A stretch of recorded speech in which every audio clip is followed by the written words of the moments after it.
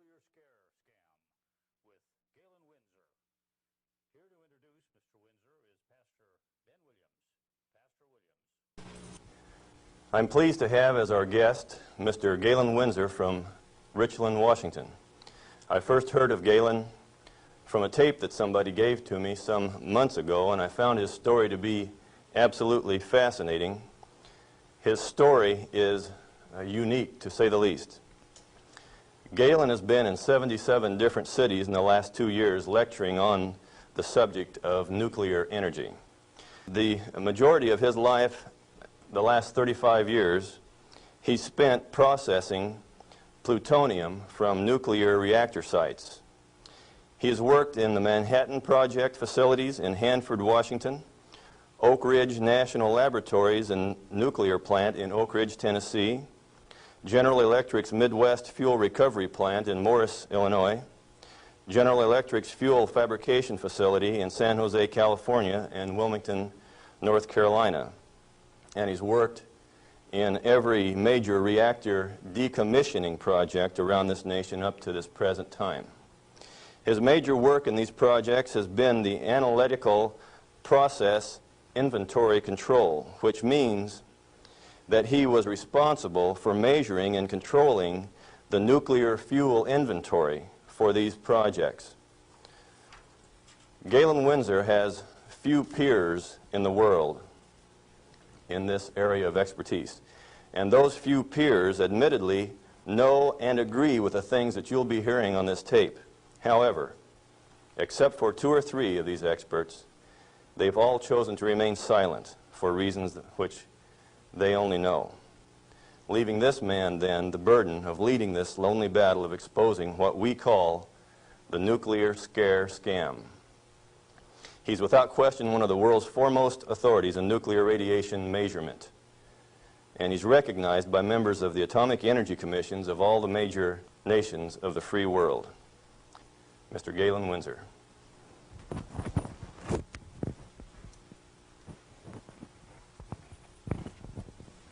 God bless you. Thank you, Ben.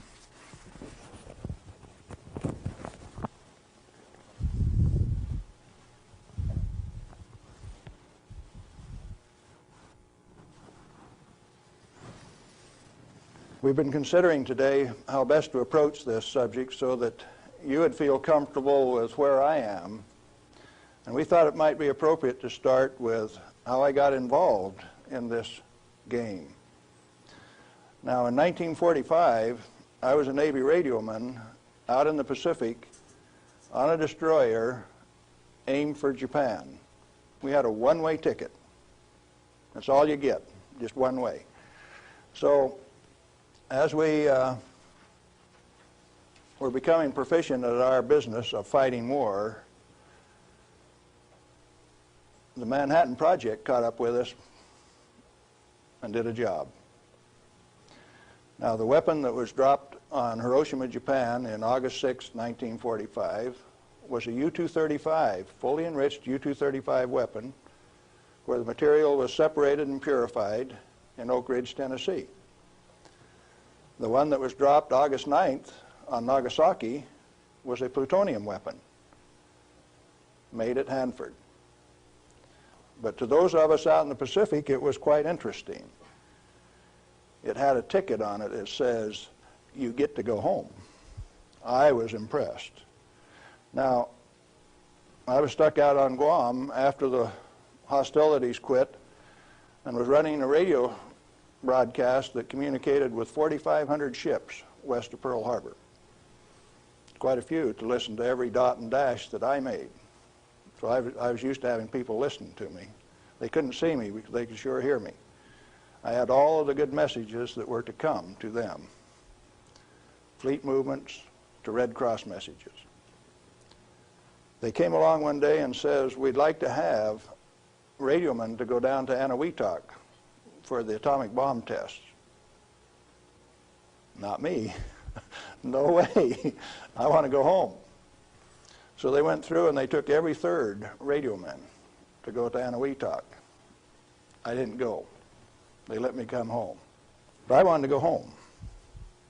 I had a driving need within me that says, hey, that big firecracker, I want to know how it works. I want to know everything about how it works. So, back to the ranch in Nevada where I grew up and stacked hay all summer, gained back the 40 pounds that I'd lost out there in the islands. Into Brigham Young University in the fall of '46 in chemistry classes. Dr. Joseph Nichols could make an old farm kid like me love chemistry. I hadn't had any chemistry in high school, but the way Joe Nichols taught it, I wanted to know. So chemistry it was. And some neat guys like Carl Eyring taught me physics. And along in '47, I ran across a cute blonde from Richland, Washington. Now, this girl had been telephone operator for General Leslie Groves and Dr. Enrico Fermi on the Manhattan Project. She got to put through the calls to Franklin Delano Roosevelt for these guys, so she talked personally to FDR. And she told me some of the stories like you've never heard. She says, oh, in those canyons, great things are done. This cowboy from Nevada couldn't even imagine what she was talking about.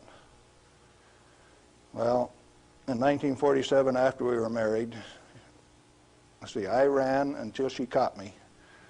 But I wasn't going to get married anyway. I wanted to get my education. I had to get on with this thing. And so we went to Richland, Washington for the first time in September of 1947. I saw that those buildings she was talking about were there. 1,000 feet long, 11 stories high, 5 of them below ground. Tremendous things. And people all over. Camp Hanford in those days was a whole army camp just there to secure that place, to provide security. Thousands of soldiers. You move around out in the desert and up out of a foxhole would pop a soldier with a gun in his hand. There wasn't any horsing around. It was all business. Back to school. In 1950, I applied for a job up there before I had graduated, and they were in such bad need of chemists, I had a job before I had my degree. And so the last year of my chemistry, mostly English, I did on a bus, riding 25 miles to work in the morning and 25 miles back at night. And I did advanced grammar and business writing and all of those things on that bus. But in September 1950, I got into this thing called plutonium processing when we did it barehanded, without instruments, without coveralls. We had some of the most peculiar acid burns in some of the shirts. And I found one of those the other day. It's got acid burns all up the front of it. Plutonium on it, too. Amazing. That was normal operation in those days. We ran those facilities, and we ran them so well that by 1965, we had separated enough plutonium when it only existed in the parent uranium matrix to a half of a single weight percent, 0.005 weight fraction of plutonium maximum in that fuel. And we processed enough tons of uranium to recover enough plutonium by 1965 to meet the weapons needs of this country 10 times over for the foreseeable future. Now we're talking about a massive amount of work. Hands-on, do it type thing. And there was a couple thousand of us, and we were just happy as could be, just working like mad, making those plants run 24 hours a day, 7 days a week, in a community that ran on shift work, ABCD shift. The whole community that way. A wartime community, people dedicated to doing a job, and we were doing it, and we did it well. No pretense. Oh, yes, there were. Out in the reactor began to sneak in people who wanted a radiation monitor behind every reactor operator. Why? We know how to make these things run. When we got a metal fuel element stuck and it fell down on the trampoline back of the reactor, we'd go in with our feet and kick it off into the pool, smoking, burning. If you didn't have an instrument, you didn't know it was too hot, so you just went in and kicked it. Finally, along came a rule maker that says, thou shalt not do that. You'll get burned. Oh, I didn't get burned when I did it last week. But you exceeded the limit. Well, where did this limit come from? Turns out that in 1934, the International Commission on Radiation Protection fabricated a limit for X-rays. It was no longer permissible to be burned by them, erythema, reddening of the skin. You now had to keep a limit called 0.2 of an R per day.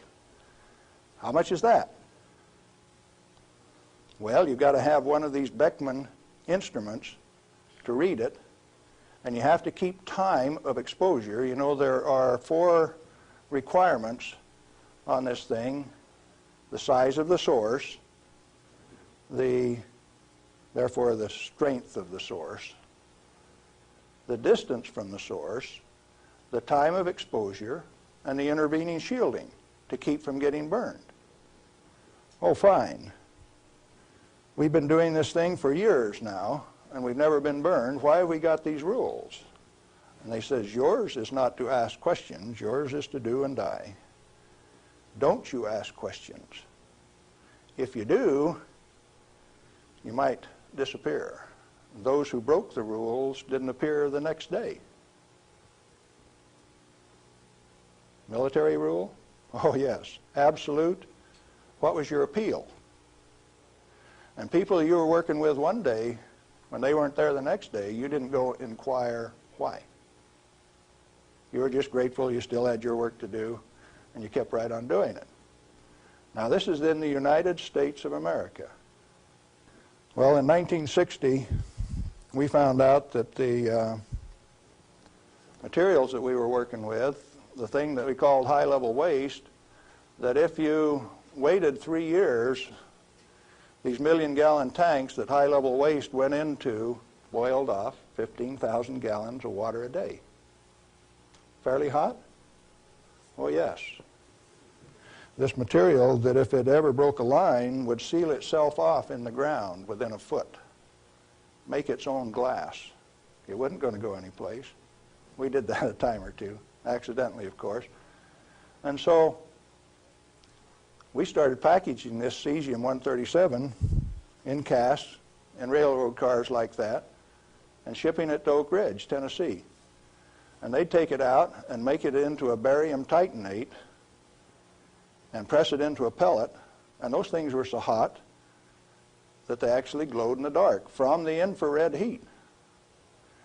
Now, thermo-ionic conversions came along at this time, so you hooked these little heat sources up to thermionic converters and you took electricity out this side. No moving parts.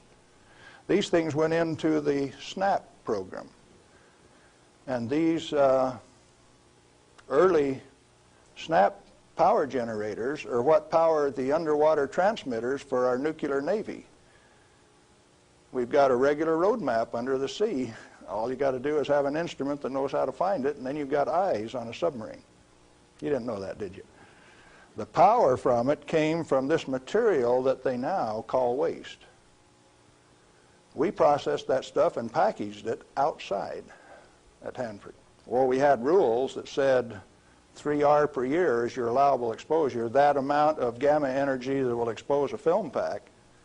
But that was for the people that didn't know. We weren't about to follow those rules. We just went ahead and did the job.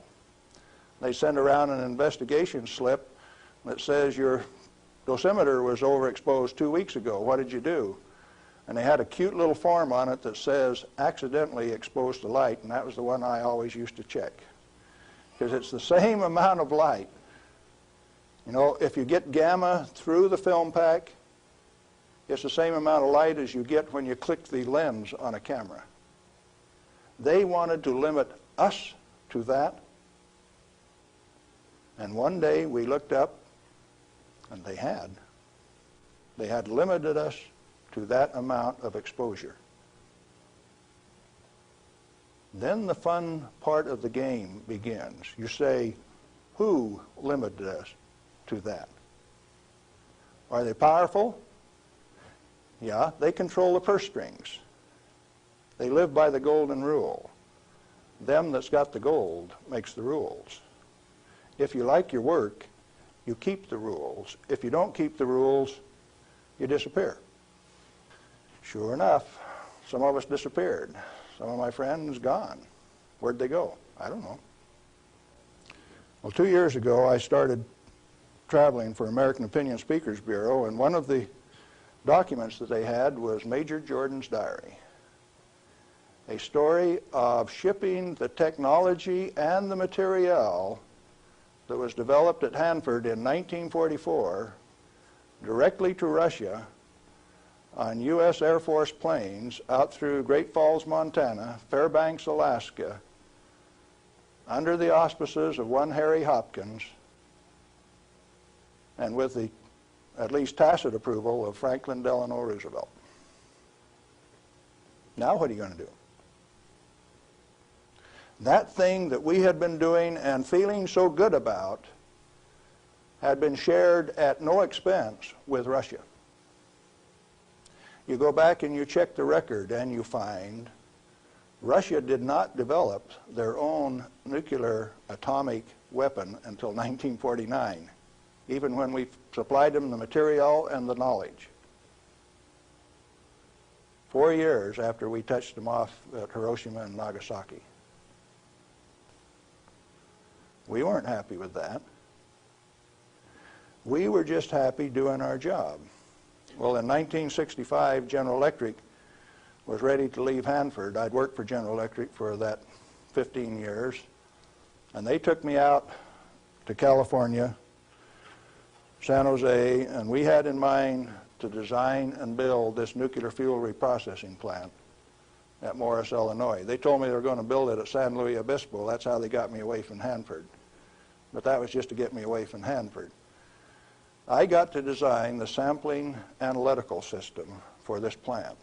The sample cell was the hydraulic heart of this place. I got to dictate where they put the columns, how high the columns were in relation to my sample cell. One man standing in front of a lead glass window could sample any liquid stream in that whole plant. It took crews of men at Hanford to do the same thing. I wasn't happy with that, so I built an efficient system. I got to design that. I got to build it.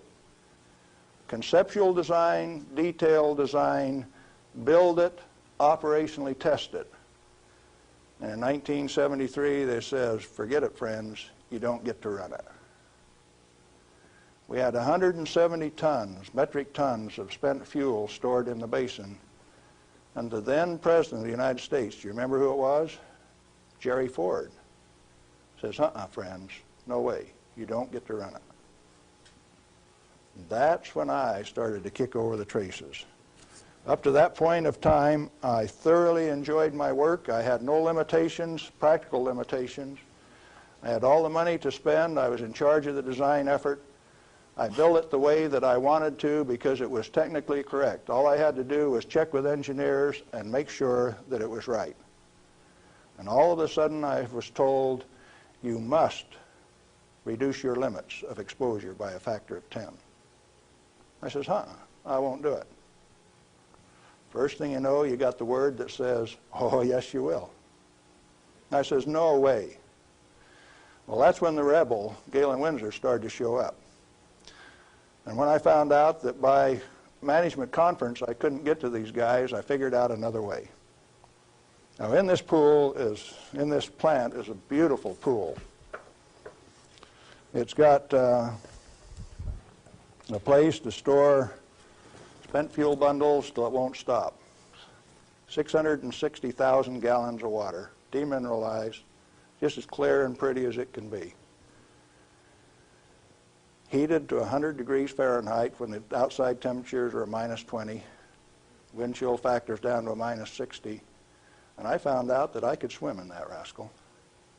You turn off the lights at night and it had a light blue Cherenkov effect. And this kid from Nevada that never could pass up a warm swimming hole used to go swimming in that pool. There wasn't anybody that had the nerve to swim with me, but since I was manager of safety and analytical services at this plant, it was mine to use. Oh boy. I found out that I could do that. I showed some financial types one time that I could stir that pool with my bare hand and check out through the same radiation monitors they did without triggering it. GE didn't like it. I got a letter from him that says, "Thou shalt not tell financial types that you can swim in the pool, that you can stir it with your hand, because if they find that out, they will steal the inventory. They will know that the inventory can be stolen." Oh, is that a valuable inventory? The same material that's labeled high-level waste by our current government, our current Congress. Now, plutonium is an interesting chemical element. It is created in a nuclear reactor. The Manhattan Project built 8 of these reactors at Hanford. The first one took 12 months from sagebrush to nuclear steam to build, and it had never been done in that size before. How could they do that? Why did they do it? To create this element called plutonium. Plutonium has been assessed as being the most hazardous material on Earth. Now, from the standpoint that you can make an atomic weapon out of it, yes, it is quite hazardous, because a piece of it that big, 2.5 kilograms, that's only 5 pounds, is the force that delivered 20,000 tons of TNT equivalent over Nagasaki. Indeed, it is hazardous. The one over Hiroshima that had fully enriched U-235 in it was 5 times as big. So plutonium is more dangerous than U-235, is it not? By a factor of 5. It takes 5 times as much U-235 as it does plutonium. Therefore, it is the most hazardous thing. Enter the great pretenders. They said that 5 grams of plutonium, properly distributed over the face of the Earth, would kill everybody on Earth. Now, if you can only get one 20 kiloton weapon to go on 2,500 grams, how's 5 grams going to kill everybody on Earth? Early on, I had a fear that said, if there is this much fissile material, that can undergo a chain reaction, we called it in the beginning, then if you set a match to it, all the fissile material in the world is just going to keep right on going. Totally unfounded fear. It turns out that when you're in this business of recovering plutonium, like we recovered so much of it at Hanford, we found out that if you have it in a solution where it's less than 5% plutonium, it won't go critical any way that you kick it. And when you get it to 100% plutonium, you better be careful. Because if you put it in more than a 5-inch diameter cylinder, you're playing with fire. You can undergo what is known as an uncontrolled criticality, accidental criticality. The air turns blue. If the cylinder is sealed, it will explode from steam pressure. And that steam pressure builds up in a millisecond, which is about that long. No, you don't horse with it. And then you find out that those 8-foot thick shielding walls on those canyons were put there because they didn't know how much was a critical mass. They says, if we make a mistake, we don't want to die, so we will provide the shielding. And so this shielding thing started for no other reason than they didn't know what was a critical mass. Well, through the years, we got pretty good at telling what a critical mass was. And I have worked in a plant where I had half a critical mass in this hand, barehanded, dressed in street clothes, half in this hand, wearing a lab coat, and I'd put this half in a pocket on this side and this half in a pocket on this side and walk down the hall. If those two ever got together, there would be a blue flash. They never got together because I was in between them. And we do that every day. And each half had to meet definite dimension characteristics. And so we'd take them down and pass them one half at a time, and they'd measure it and say, yeah, that one will pass. And then we'd pass them the other half, and that one will pass too. But they were carefully put in separate bird cages so they couldn't get together accidentally. Well, those of us who worked with it enjoyed it. We knew what we were doing. We worked at it. When the President of the United States decided not to operate that fuel reprocessing plant, I started scrambling to find out what was going on. Many things had been done in the name of health and safety. Don't get burned. You got to have a safety record. You have to be safer than anybody else. We were already safer than anybody in the whole world. Well, you can't afford to get burned with this. You've got to enforce the limits. You've got to keep it. And I says, hey, that's not what the ball game is at all. I'll bet you the ball game is something else. And in 1982, when the Congress passed the Nuclear Waste Policy Act of 1982, a guy by the name of Mo Udall, I don't know whether you people in Arizona have ever heard of him or not, authored that bill. It's called the High-Level Waste Disposal Act of 1982. The material he called waste is the reusable uranium fuel that I had been working on for 32 years. Needless to say, Mo Udall and I do not agree on whether that material is waste or not. The name of the game then is who owns the plutonium and how much is it worth? The government says bury it 3,000 feet deep in basalt, and we'll hold a contest among the states to see who gets to bury it. Oh? Why do you want to bury it? Did you ask the owners?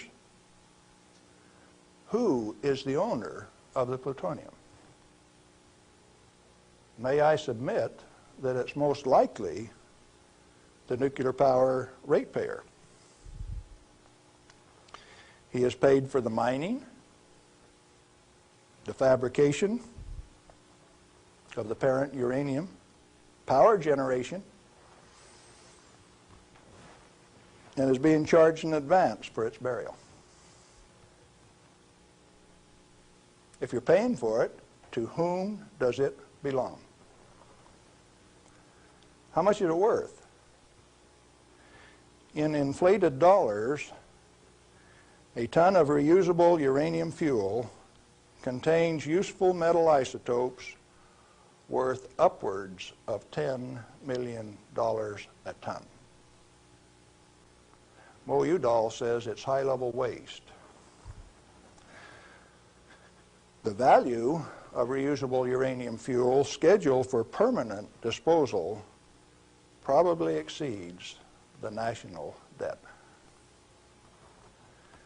Naturally occurring plutonium quantities, and you know plutonium does occur naturally. Plutonium-244 is found at the residual activities of the several, 8 at least, Oklo phenomenon reactors across the world. First one found at Gabon, Africa. Naturally occurring plutonium quantities have been enhanced by transmutation of uranium. That's the reason we built reactors in the first place. Our ability to detect and measure emissions from these elements is useful in inventory control. When fissile elements, fissile isotopes, are present at less than 5 weight%, plutonium-239 equivalent, and the heavy metal oxide matrix is stored dry in air, it has no critical mass. Remember, we talked about shielding was because they didn't know what a critical mass was? If it is light water reactor fuel at less than 5% equivalent fissile content, you can handle it, you can do anything you want with it, you can stack it up, you can have a room full, you can have a handful. As long as you keep it dry, it will not sustain a chain reaction. What then is all this falderall about a little bit, 5 grams, will kill everybody in the world? They don't know what they're talking about. And when they say that, they're thumbing their nose at measurement experts like Galen Winsor. I am insulted when they say those things and get away with it, because it has no bearing on the truth. It cannot be mishandled. It will not expose any person to an unshielded nuclear reaction. In other words, no controls are necessary except to prevent the pilferage of the inventory. Have you got that one? Let it register. Do you need governmental rules and regulations and instructions? No way. Then why do we have all of those rules? Inventory control practices capitalized on the fear of undereducated masses who work in the industry. I didn't say anything about ordinary people now. I'm talking about the people who have worked in the industry and those who cast stones from without. The Ralph Naders, the Jane Fondas.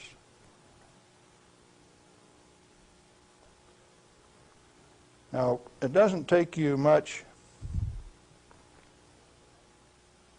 thinking to find out that maybe the industry is the source of the problem. The industry is the one that made up the committees that made the rules that the Congress enforced. You ever thought of it that way? The strangest kind of feather bedding that's ever been dreamed up, it makes the railroad engineers look like pikers. The only amounts of fissile process materials that are of health concern to the handlers are those that can accidentally cause an unshielded nuclear chain reaction, or that will cause erythema from the shortest wavelength, highest frequency, and therefore the most easily shielded ultraviolet light emissions of the electromagnetic spectrum. Big words. Let's see what they mean. The emissions from uranium, plutonium, cesium, all of those things are only important if you assemble an amount that if you get this amount and this amount together, it can go critical. You can get a blue flash and therefore get burned. And that's happened 34 times in the business, and 8 men have died as a result of that. Accidental criticality. Documented in Los Alamos document 3611, if you want to check the source. Or if you've got enough of it together that it's giving off ultraviolet light of this particular wavelength and frequency without any intervening shielding, enough to burn you, sunburn you, erythema, reddening of the skin. If it's less than that, if the effect is less than that, then what is the problem?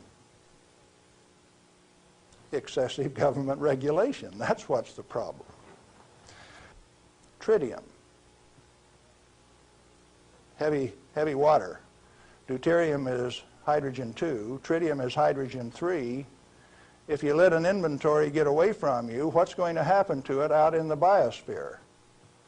Nothing other than it will become diluted and join the naturally occurring inventory of tritium, because tritium is created in the upper atmosphere by sunlight. We have a natural inventory of tritium. Then the only thing that happens when you release tritium, which is the trigger mechanism for bombs, it's the source of the push that makes it go, is that you lost a valuable inventory. Then what of these people that are pretending that a little bit of tritium is going to do you in? It is not so. What are those 2 points? Only if it is an economically recoverable concentration, or if it has a natural reconcentration mechanism.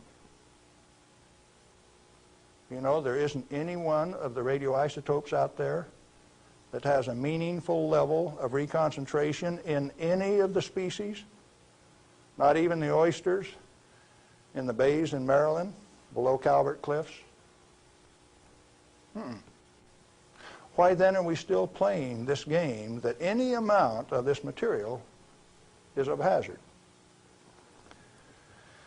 Reusable uranium fuel, which has been isotopically enhanced in power-producing reactors, is a valuable national resource, not a high-level waste. The utility operators recognize the future worth of this commodity. Mo Udall, in that Nuclear Waste Policy Act of 1982, imposed a tribute of $1 per kilowatt hour, $1 per megawatt hour on all electricity produced in a nuclear plant, so that they can research and develop methods to throw it away.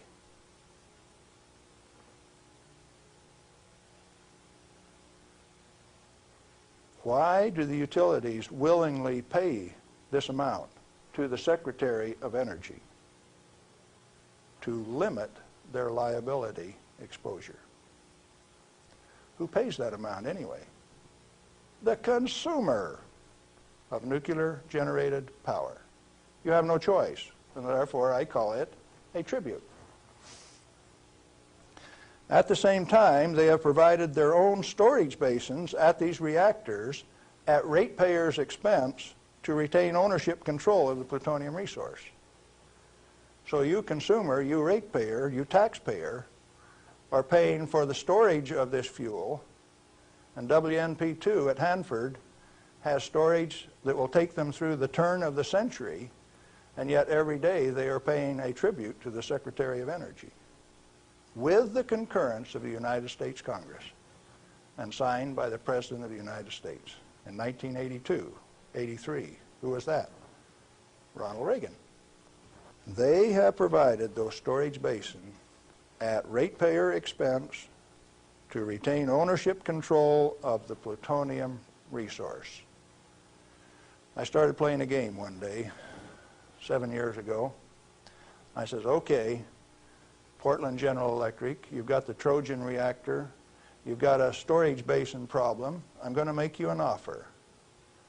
I made them an offer that says, I will take all of your spent fuel, FOB your basin, if you will give it to me. In other words, I will take it off your hands at no expense to you. I will ship it, I will store it, I will do everything that needs to be done to that fuel. And you know what they told me? Can I quote them? Go to hell, Galen Winsor. We value it more valuable than platinum or gold. We're going to play the plutonium futures ourselves. Now, where did I learn that the name of the game is who owns the plutonium and how much is it worth? The first plutonium I saw was in a glass tube on the newsreel when I got back from the Pacific in 1946. And that they had in a glass test tube, they said, was worth $500,000. Certainly they had less than 5 grams of plutonium in that tube. That's pretty expensive stuff. And so for the show, they put a pot underneath it in case they dropped it. They said, we don't want to have to pick it up out of the rug.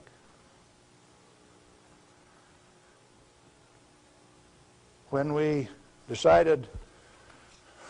it was decided for us not to operate this plant, plutonium was guaranteed on buyback by the federal government at $43 a gram. That's quite a price drop, don't you think? When that price guarantee went away in October of 1971, the price of plutonium became $10 a gram. It steadily went down to where its present worth on the market is a minus $2 a gram per year. That's what it costs you to hold on to a plutonium inventory on a material that has been declared worthless by the utility owners and rubber stamped by the Congress of the United States, and they're spending billions of dollars digging holes in ordinary rock so that they can throw it away, dispose of it. Okay, what are you going to do with it? Reusable uranium fuel may be properly stored in air-cooled, dry storage in a cost-effective manner. Nuchem in Germany offers this immediate and long-term option as a necessary and safe step prior to reprocessing. They're doing it in Europe. At least 4 regionally located facilities are available in the United States where this concept can be used right now. Barnwell Nuclear Fuel Plant in South Carolina, Midwest Fuel Recovery Plant in Morris, Illinois, this one, Nuclear Fuel Services in upstate New York, and Redox Processing Plant at Hanford, Washington. These fully shielded, already radioactively contaminated storage areas have secure, limited access. All have been operated under processing conditions of 10 CFR 50, and the MFRP has a 10 CFR 70 storage license, the only licensed storage facility away from a reactor in the United States. It singly, all by itself, is capable of storing all of the reusable uranium fuel that needs to be moved away from power reactors for the remainder of this century. We had that storage designed in 1975. Had the approval of the design. Why then are you spending money over here in New Mexico on the waste isolation project? Why are you spending money at Hanford at the basalt waste isolation project? Why are you spending money at Beatty, Nevada for storage when I can already store it in this building that's already built? I just named you 3 others that can do the job all by themselves too, and I know where there's 14 more buildings that can do it. What are we going to do? Redox and other excess facilities at Hanford are capable of dry storing all commercial REF until plutonium recycle, at least through 5% enrichment, is reestablished, or until the 22nd century, whichever comes first. RUF can be cost-effectively stored in existing facilities.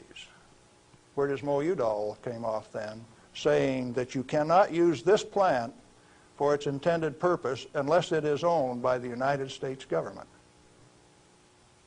He has said that. The waste isolation projects are politically mandated wasting of national energy and construction resources.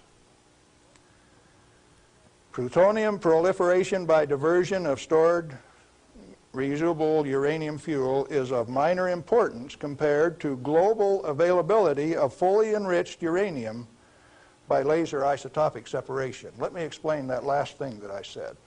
Jimmy Carter said you can't ship plutonium to India, but in the same paragraph said you may ship them fully enriched uranium. Oh, Jimmy Carter, that peanut brain, what did he just say? He says that when the Israelis took out the reactor in Iraq, they had fully enriched uranium from France, and they says those rascals, those Iraqis, are going to take that fully enriched uranium, put it in that reactor, irradiate it to plutonium, and therefore have to recover the plutonium in a plant like this, and we stopped them, when the fully enriched uranium makes a better weapon than the plutonium in the first place. Now, when the President of the United States says things like that, and when the press gives it credibility, I get insulted. And right after I get insulted, I get angry. And I've been angry for quite a while now. And finally, one day, I said, my own personal security is not important. I think I'll go tell this tale. All I want is to tell my story. The commodity that I communicate is called truth. And so then I ask you a question, a very brief, pointed question. Who owns the plutonium, and how much is it worth? And then I'm going to attach on to that a question I want you to think about till we talk again. If you haven't been burned by this particular source of radiation, what is your problem?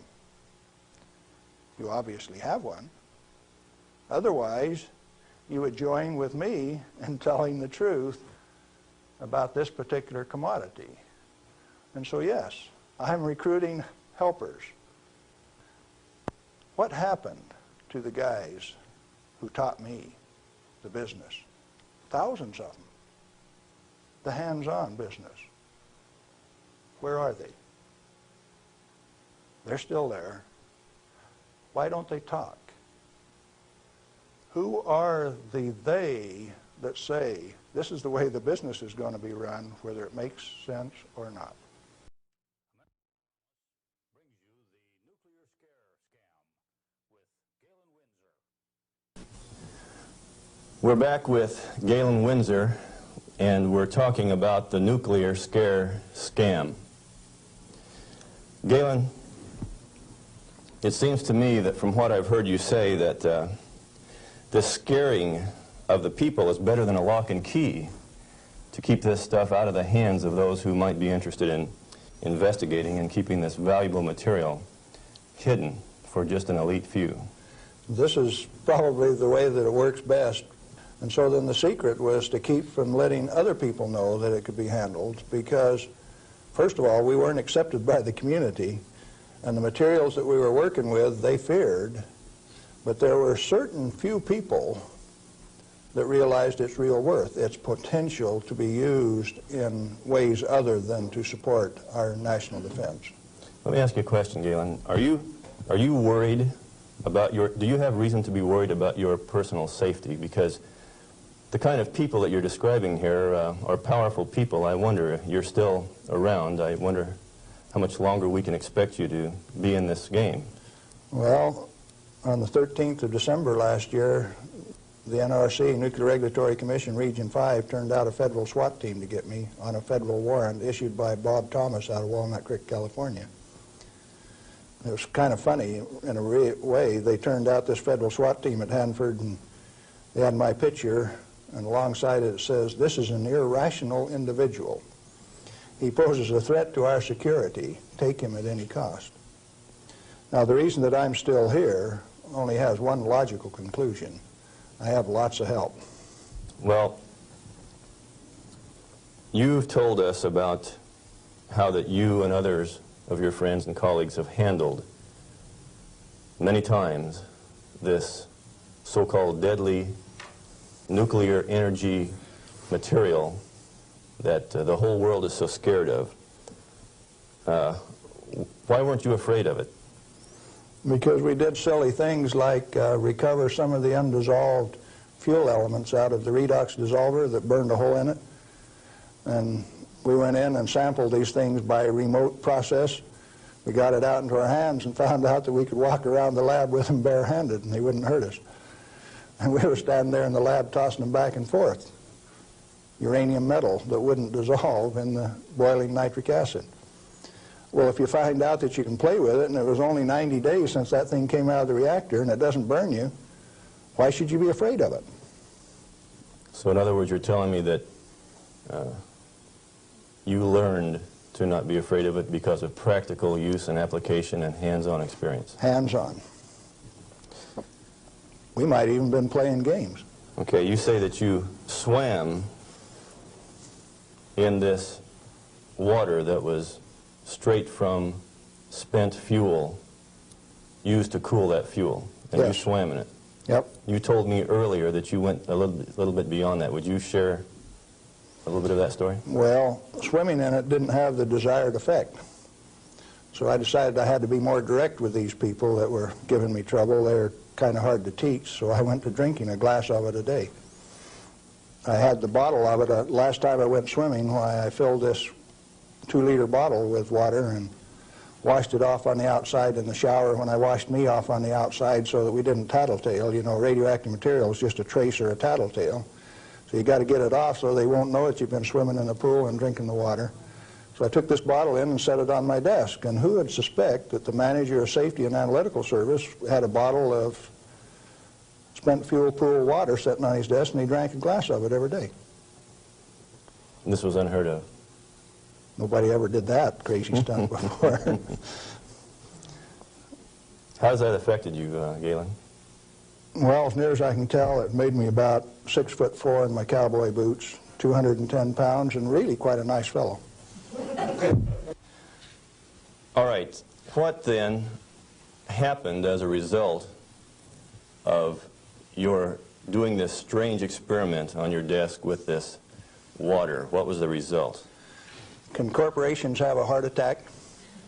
I think General Electric had one, because after they ran me through a whole body gamma scan in December of 1974, by the time I got out, because I had a plutonium lung burden and it took 45 minutes to an hour to count that, everybody on site knew that the manager of safety had been swimming and drinking in the swimming pool, the spent fuel storage pool. Had cesium-137 at a ferociously high level. It even exceeded the NRC's limit. And I'd been drinking it. They knew the fat was in the fire. Now, where do we go from here?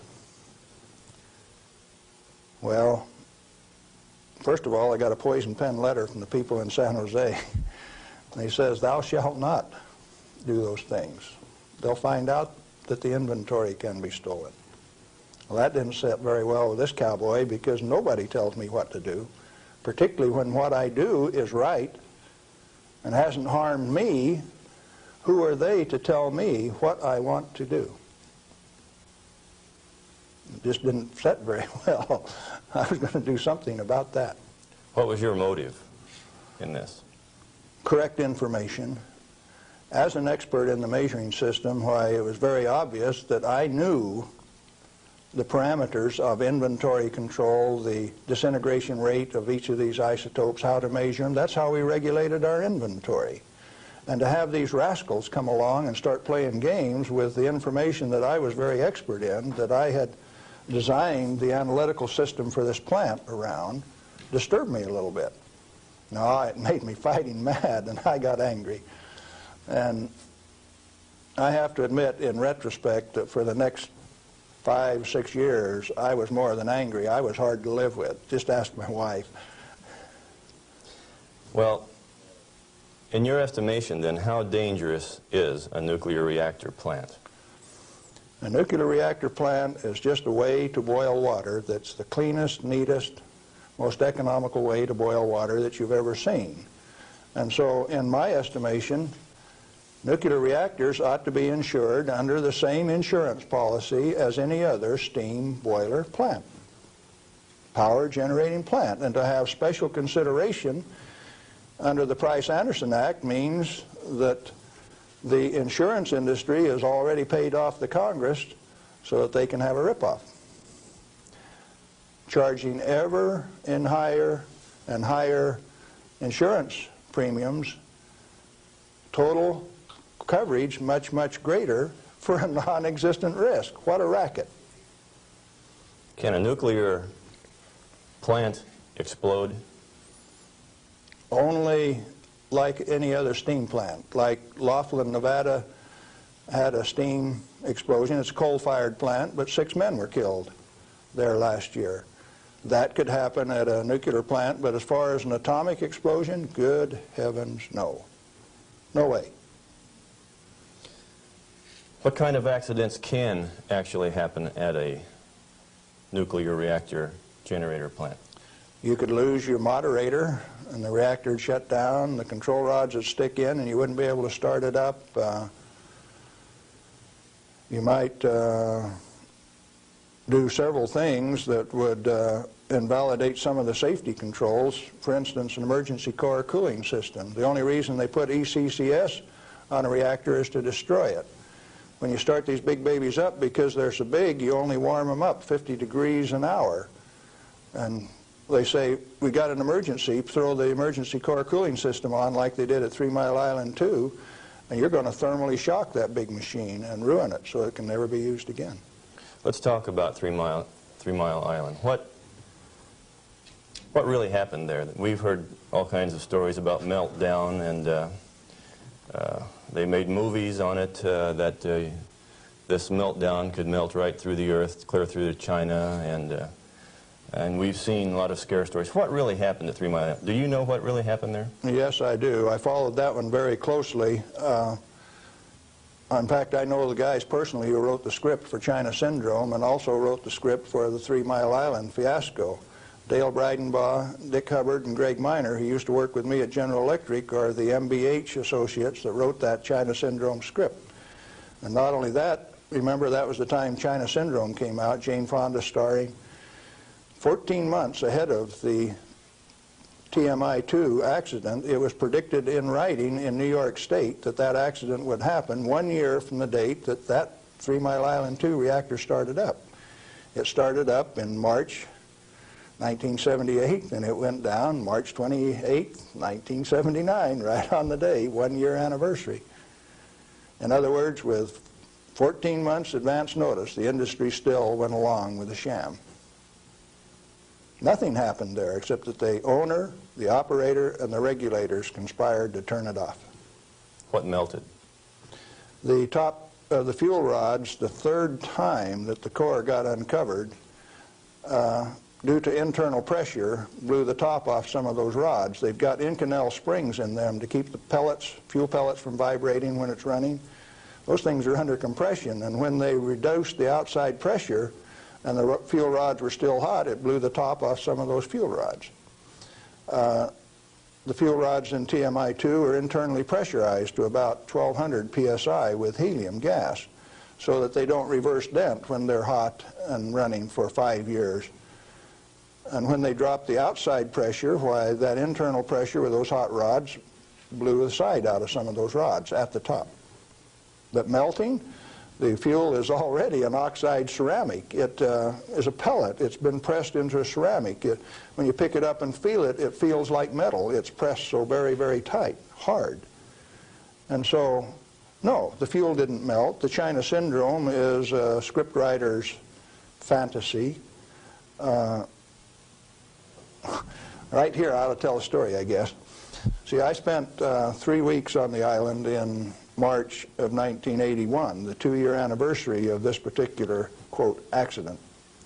And Tom Hall, who stood alongside Enrico Fermi when they pulled the control rods on 100B in October 1944 at Hanford, and I were delegated to go to the island and find out what happened, and so we did. We went over all of the records and everything else, and there, as we could tell from performance records, 51 thermocouples, for instance, only one of which went over 1,000 degrees Fahrenheit. The center line temperature of those rods when they're running is 4,032 degrees Fahrenheit. And so They say things like over 50% of the core was greater than 4,000 degrees. Yes, it was. If it wasn't running at 100% power. So they take that kind of information and bugger it all up so that you don't understand what's going on. They give you a little bit of it. Well, the worst joke that people could dream up, and they says, do you know what the NRC's worst nightmare is? No, I don't know what that is. Galen, Winsor, and Tom Hall in the TMI-2 control room for an hour by themselves. You know why people that know laugh? These crazy guys from Hanford would have started that baby up and showed that it would run. We'd have started it up, and they were afraid of us. So there was no accident at 3 Mile Island? No, they did it on purpose. Shut her down. Very interesting. Can nuclear radiation cause mutation in people and animals? If a cell gets too much radiation, it dies. And so if it is a sperm or an ovocyte, why, they die. They don't reproduce, and there are no mutations. I think the good Lord built that safety factor in. So you're saying that mutation in future generations is an unfounded fear? Yes, and the studies of the people at Hiroshima and Nagasaki have borne that out. Those people do not have that. Now, they showed the immediate effects of too much radiation. The women who were pregnant showed, the embryo showed the effects of very similar to rubella, measles. Some deformity, certainly, from that radiation insult. But that's not the kind of mutation that's going to go on to the next generation. Galen, what and where are these burial sites, and what's in them for this so-called nuclear waste? I've been hearing stories about stainless steel containers buried in concrete under the ocean, boiling for over 2,000 years. That sounds like a real story. Let me start out by saying there are no nuclear waste, only materials created in a reactor to be recovered and used beneficially. Now, high-level waste is radioactive and self-heating. And so fuel, reusable uranium fuel, fits that definition. But if you disregard its intrinsic worth, why then, yeah, it would fit the definition of high-level waste. But let's say there isn't any high-level waste, only material to be recovered and used beneficially. Then what's the low-level waste fiasco? That's an excuse for a federally mandated, non-inspectable disposal system so that organized crime can get rid of any evidence that they want, and it can never be dug up again. They're afraid to look in there. Not afraid. They don't want you to. They've got rules on the transport so that if you have an accident with a low-level radioactive waste shipment, why, you call out all of the state police and you make sure that nobody looks at it, that nobody gets exposed, that there's no spreading of the contaminated material. And it's also that you don't find out whose body's in that drum. The situation got so bad that the smell of human flesh was so great that they made it so that you could ship animal biological waste in refrigerated vans so that it wouldn't stink up before you got it buried. What is then in these low-level or high-level or whatever containers under the ocean? Nothing. But if you see, they were one time dropping barrels of radioactive waste off barges in the ocean. Do you know what was in them? Not high-level self-heating radioactive waste. Probably had a few bodies and a few guns and a few knives and a few evidences in them too. If you drop them in the ocean, they are truly disposed of. So you know there's an international trade in that right now? You can't do it in the United States, so they transship it across the ocean to South Africa, and they can bury it offshore. So what is in those drums? Well, that's what you're telling me then, that I needn't worry about boiling drums under the ocean for 2,000 years. No, no way. Thank you. I'm glad to know that. Well, one more question, Galen. What do you feel like a good portion of these men in Congress know this already? I know they do. I went there 4 years ago and sat down with the Senate legal staff and told them my hour-and-a-half-long sad story, and Sam Bollinger, one of the lawyers, stood up and he says, "Galen, if I understand you right, why you want us to have President Reagan snap his finger and make this thing come up straight." And I says, "Hey, Sam, terrific. Go ahead and do it." He didn't take that challenge. He says, "No, I'll tell you what, Galen, industry likes it the way that it is." I said, "Sam, you really know how to hurt a guy." And he says, "Well, if we change it, what are we going to do for an encore?"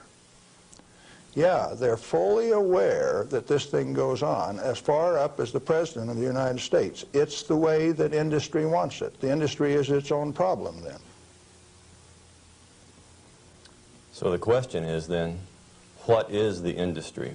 What is the real story here? Is this an industry of nuclear energy?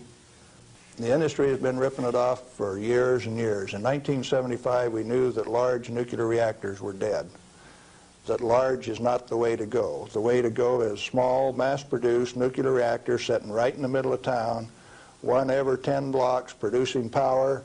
We haven't built a reactor right yet. It's time that we do it. Why haven't we? Because of a federal energy cartel. These guys control the amount of electricity, the availability, and the price. And they say, you do not have a choice.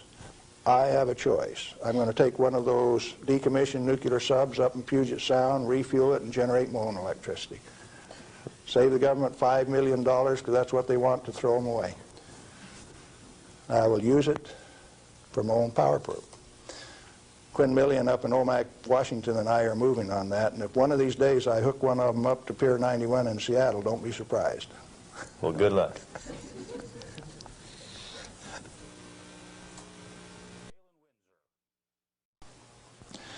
I'm Galen Winsor, and I thought I'd share a few hands-on practical things that have to do with this nuclear scare scam. Now, you've heard that gamma energy, the kind of energy that comes off a rock like this, is the most penetrating, most damaging of all radiation. And not only that, here is uranium, the parent of radon, and they say if you can measure, detect radon in a home, then it's bad. If you exceed the EPA's limit, it's reason to run you out of your home. Spend $13,000 like they did with Stanley Watrous' house in Pennsylvania the other day to get rid of the radon, to ventilate it out through. Ridiculous. Let's take them one at a time. This is a rock that I picked up in Natarita, Colorado. 16 weight % uranium. High-grade uranium. Hot. I read a thing the other day that says they had high-grade uranium, and lo and behold, it's too hot to transport, so they had to bury it on site. Oh, wonderful. Let's talk a little bit about radiation. If we can, yeah, are we picking up? If you put the probe right there, the meter goes off scale, and you can hear it, all right? Hot. Radiation, gamma radiation, is the most penetrating of all radiation. Oh, is it? All it's got between the rock and the probe is my hand. Doesn't count so pretty much, does it? What if I put the rock behind me?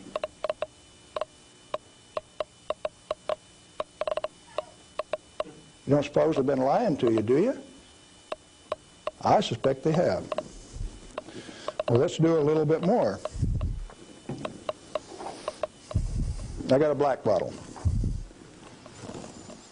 Good stuff comes in white bottle.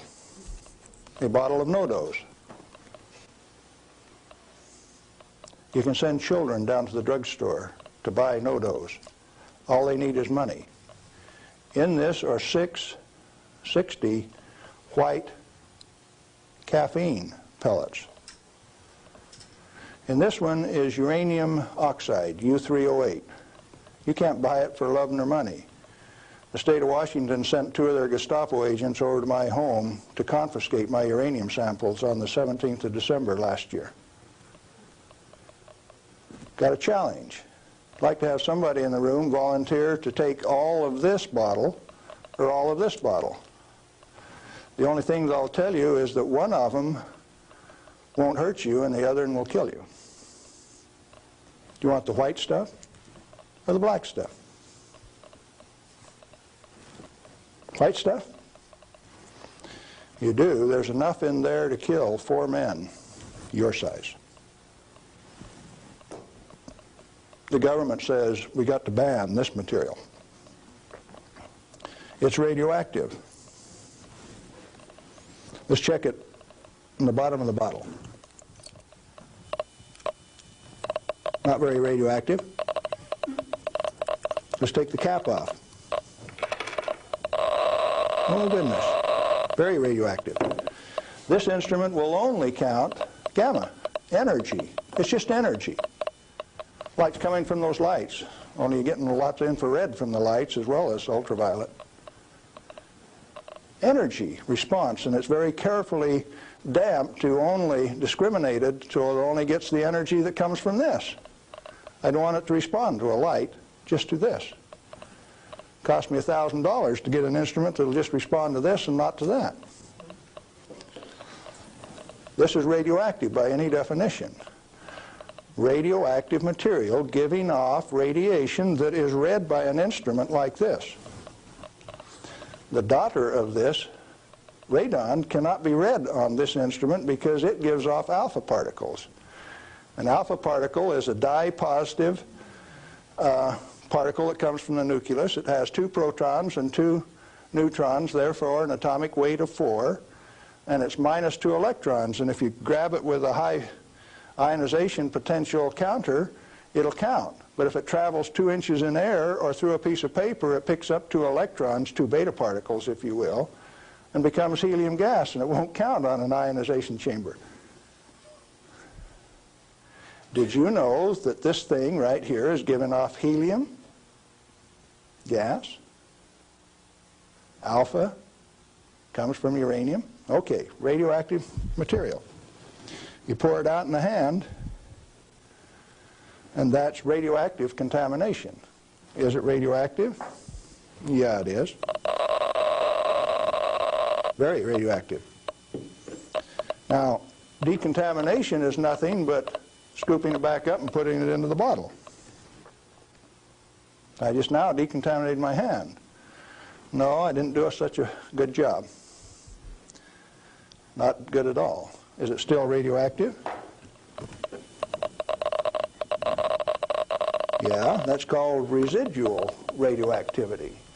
Now, under the decontamination rules of the government, when you decontaminate somebody like this that's that contaminated, and this is certainly a reportable incident under current DOE regulations, when you decontaminate him, it has to go down a controlled drain so that you don't disperse radioactivity. Do I qualify as a controlled drain?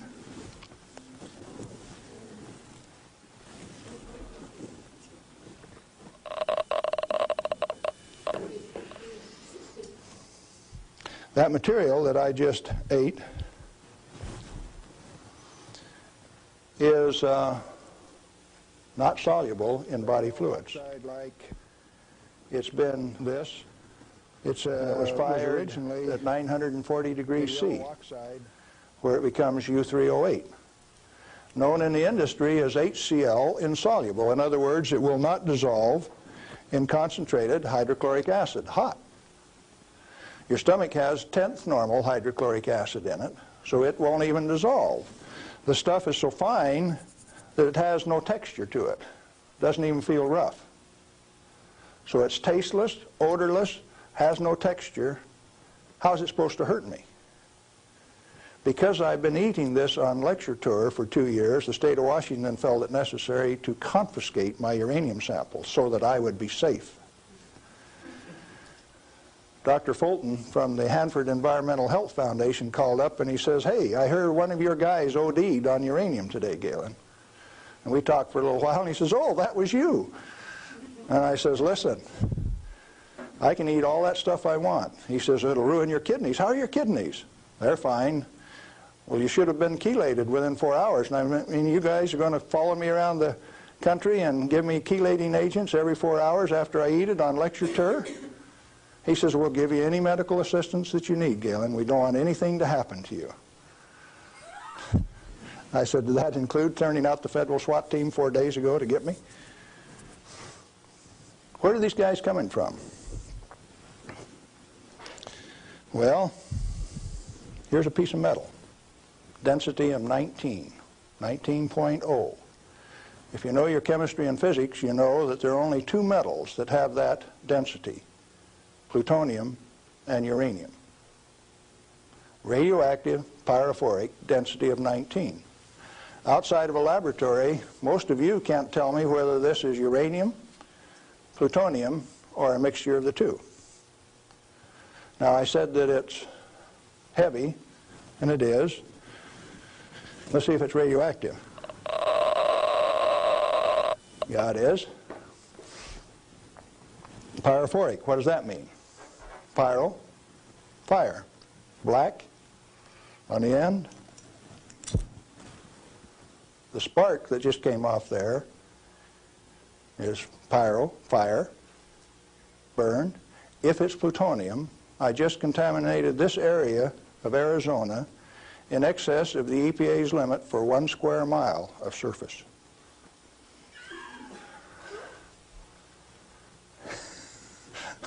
Somebody laughed. It's serious. The end of progress altogether says that I just contaminated you in excess of the limit for 1 square mile. It's now silver on the end. Tomorrow it'll be black because it self-oxidizes, this black color like this, all by itself. Plutonium does that and uranium does that. Is it hazardous? Yeah, it is, because they take depleted uranium metal and make it into 50 caliber bullets, fire them from shoulder-held weapons. In 1976, they obsoleted tank warfare with these things because it only takes one dog face with one weapon to knock out a 65-ton tank. It'll go through 3 inches of armor plate, and when it comes out the other side, it's that white hot spark that we just made. And the 5 men in that tank are dead, because it'll burn all of the oxygen out of the air and burn their flesh. 1976, they obsoleted tank warfare, and you never even knew that. They make 10,000 of those bullets every day in the United States. We got enough in arsenal to sink all of Russia's tanks, and our boys in the Defense Department don't even talk about it. Yeah, it's hazardous to your health. Reminds me, lead is hazardous to your health too, isn't it? Particularly if it's in a 45 slug like this and it hits you right here going about 2,600 feet per second. It's not the material, it's the impact from the velocity. Let's be very specific in the words that we use. This particular chunk of lead came out of a human body. My son, who's a deputy sheriff, thought maybe I could use it on tour. That's called dying of lead poisoning. Anything less is a figment of the imagination because it's not soluble in body fluid either.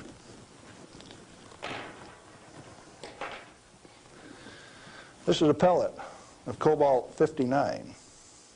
If you put it in a reactor into a neutron field, you can convert cobalt-59 to cobalt-60, which gives off a gamma. It becomes the source that doctors use to irradiate patients to 7,000 Roentgen for one patient. The total dose absorbed by radiation workers at 3 Mile Island in the last 6 years is something like 1,500 Roentgen. 5 times more given to a single individual in a doctor's facility. Now, do you know why I say that the federal regulations are absurd? And if you live by those federal regulations, maybe you're being absurd too? Now, a pellet of cobalt-60 this size got shipped by mistake to Mexico, got diluted into 5,000 tons of iron. Some of the reinforcing rod came up to Los Alamos, New Mexico, and they says, hey, that stuff's radioactive. Understand that this single pellet diluted roughly a factor of 1 billion was what they were reading on a detector like this at Los Alamos. And so they pulled back table legs that were in Spokane, Washington, made out of the same batch, because it was hot and radioactive and it would burn you. When the pellet itself could be held in your hand like that for a few minutes without it burning you.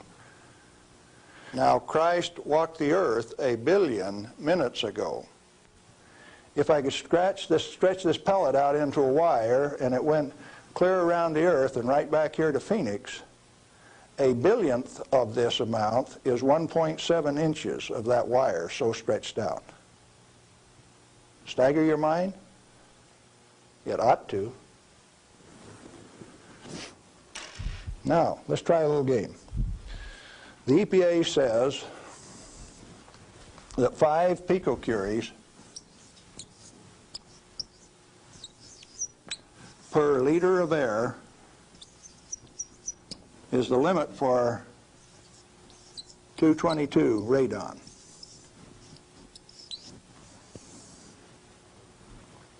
And they handle that like it's a real number. Madame Curie says that 1 gram of radium equals 1 curie equals 2.22 times 10 to the 12th disintegrations per minute, and that's the basic definition of radioactivity. How many disintegrations is this? Should we find out?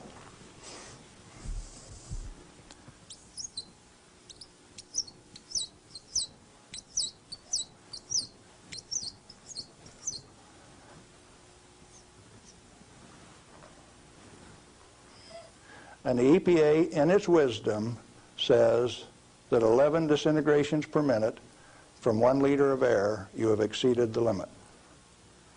You know what I did the other day? I've been having a little tough with some legal authorities up in my house. So I took one of these bottles of uranium like this, and I dissolved it in an Erlenmeyer flask with nitric acid. And I got a crack in the basement floor, and I squirted that whole bottle into that crack on the basement floor in acid solution so that it'll drive that counter off 3rd scale any place along a 10-foot section of that crack that I put. When they bring the radon measurement in there, you know what the radon's going to do? It's going to go off scale in their measurement. It won't go that high. If Watrous' house with 17 times this limit in it was caused to spend $13,000 and give it national TV coverage, press coverage, think what Galen Winsor's house is like. I went to the trouble to notify my congressman about it, Mike Lawrence, the manager of the Department of Energy in the Pacific Northwest, my state representative, Ray Isaacson, and a few other astute people, including the banker and the lawyers and the appeal court. What are they going to do with that? I set them up on that last Thursday, and I come down to Phoenix, so I escaped the falderall. What I'm saying to you is that the federal regulations are absurd. The congressman that put them into place ought to be fired. They ought to be sent home. The regulators, what do you do with them? Quit paying them. The taxpayer, the electorate, elects those people to go out and do a job. Why do you continue to pay them when they're teaching you baloney? When they're putting in regulations that don't make any sense? Cut it out. Quit paying them, fire them, send them home. The term I grew up with says can them. Is it easy? Apparently not. You haven't got the job done. Majority of the Congress is irresponsible, amoral, atheistic, irresponsible. Let's see, how many more adjectives can I drum up? But that many. Let me tell you. We as the people sent a bunch of rascals out to the energy store with a signed blank check. And we say, hey fellows, if you run out of money, just go build us a good power plant. If you run out of money, come back and we'll give you another signed blank check and guarantee the payment out of the ratepayer's pocket. Tennessee Valley Authority has the most nuclear reactors of any outfit in the place. Not one of them has produced any power since last August. Browns Ferry 1, 2, and 3 in Mississippi hasn't produced any power since last March. And they don't plan on producing any power at Browns Ferry until mid-year in '86. At $1 million a day in lost power revenue per plant, and held off in the name of health and safety? Now tell me we didn't send rascals out to the energy marketplace with a signed blank check.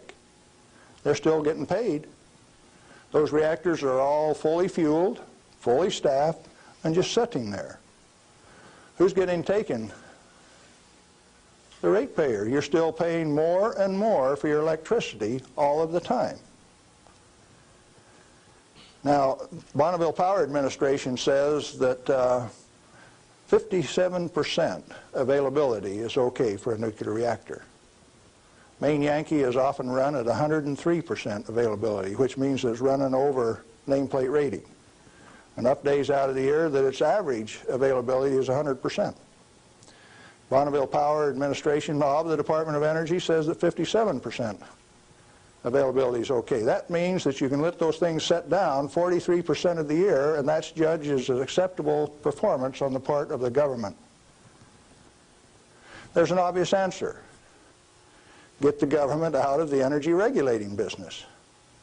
Turn those plants over to people who will run them efficiently 100% of the time. When we put in zero-release containment, we started playing games. About the time that we proved that a nuclear reactor has no measurable impact upon the environment, that's when they bottled them up, put catalytic recombiners on them. Some of the reactors in Texas were designed not to breathe for 8 years at great expense. Why? When you bottle up a reactor like TMI-2 does, then you get radiolytic hydrogen, and indeed they had a radiolytic hydrogen burn at TMI-2. And they moan and they groan about that, and all they had to do was open up the windows and let the breezes blow through.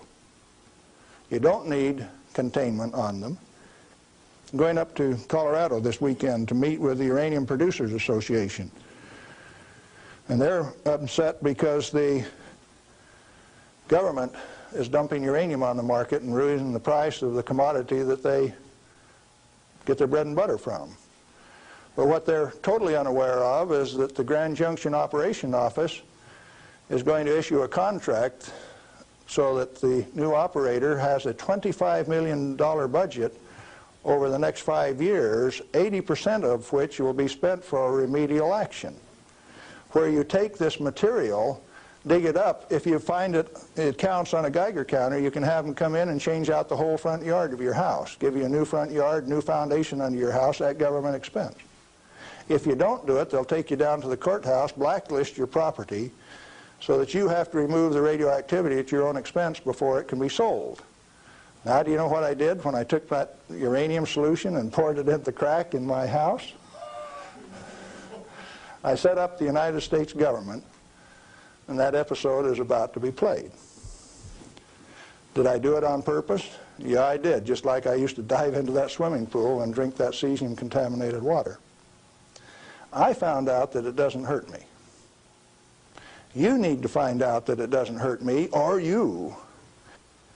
In fact, the only reason for the existence of these big transcontinent distribution lines would be if they could compete with a small mass-produced reactor sitting in your backyard. Why don't they want you to? Because they are the federal energy cartel. They like to set the price, the total availability,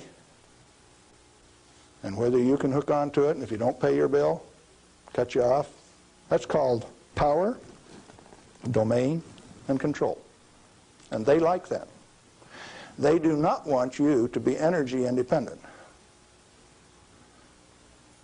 If you had one of these sitting in every 10-block area in Phoenix, you could tell the rest of the world to go get lost. Oh, there's another use for that heat. You could heat your homes in the wintertime, or you could cool them in the summertime with it. Heating, ventilation, air conditioning, they call it, HVAC. In countries where it freezes, you could run that hot water out and chase the frost away in the spring and in the fall. And they found out that plants grow faster in warm water anyway, so you'd irrigate with it all summer. So cooling towers are called wasting towers.